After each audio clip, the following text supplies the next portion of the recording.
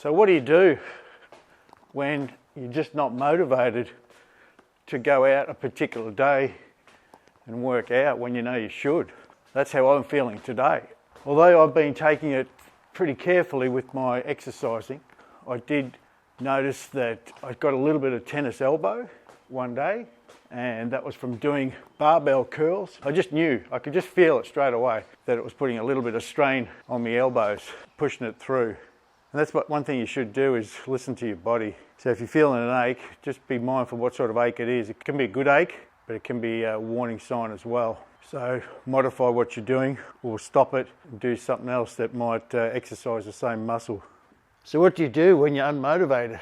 It is a hard one, because you just don't feel like going out there. And some days I felt like the hardest part was actually walking to my workout shed. And sometimes when you're even out there, you can be halfway through. You can actually already be in your exercise routine and just feel like you don't want to do it. There's one trick I've sort of found for myself that works, and that is just don't think about it. The more you think about it, the more you start analysing, you start questioning things. Is it worthwhile? Could I be really bothered doing this? What's the point? And you just talk yourself out of it. So what I do is I get myself a podcast or some music. Podcast is good because you know it goes for a certain length of time. You just want to listen to it. So you're keeping busy listening to a podcast. So if you're like me, you do your circuit training, your 3 exercises in your little circuits.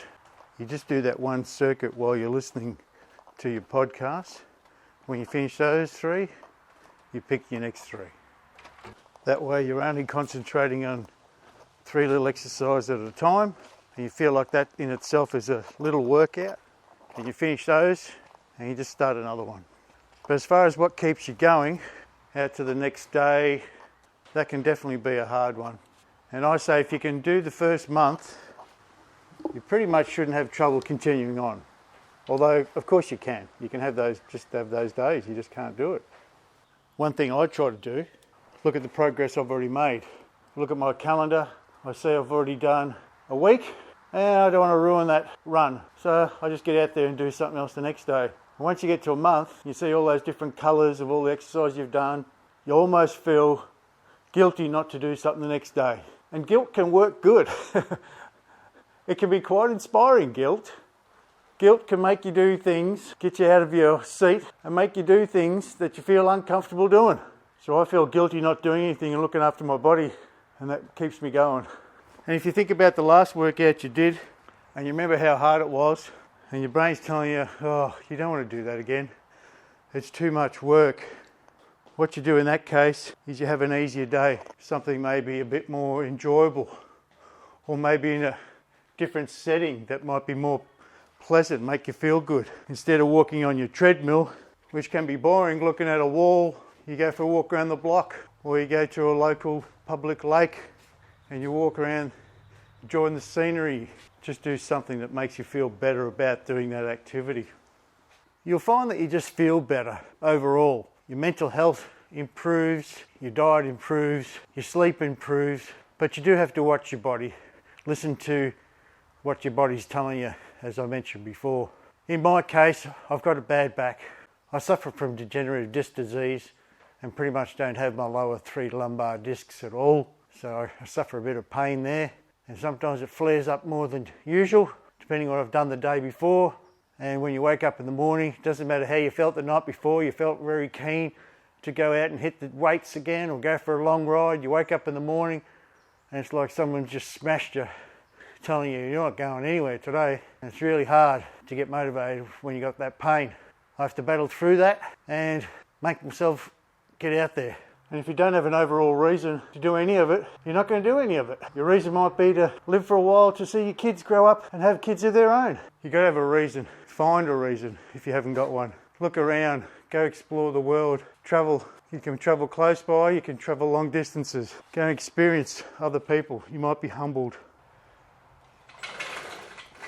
So another thing that could put you off is just the types of exercise you do.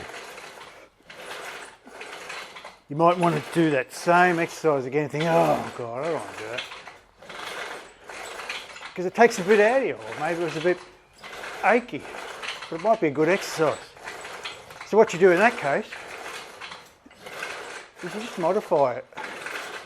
So instead of doing a tricep pull down with single arms, you can swap it with double arms. Pull them down together.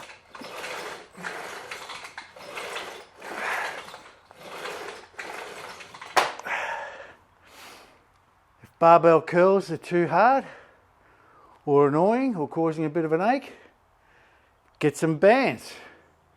They work a little bit different, but they exercise the same muscles. Just change your little exercise like that from free weights to bands might alleviate some pressure in certain areas.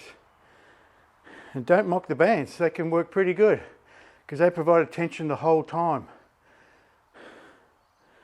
Anyway, it's all up here. You've got to use your mind to overcome all these little things and keep you going.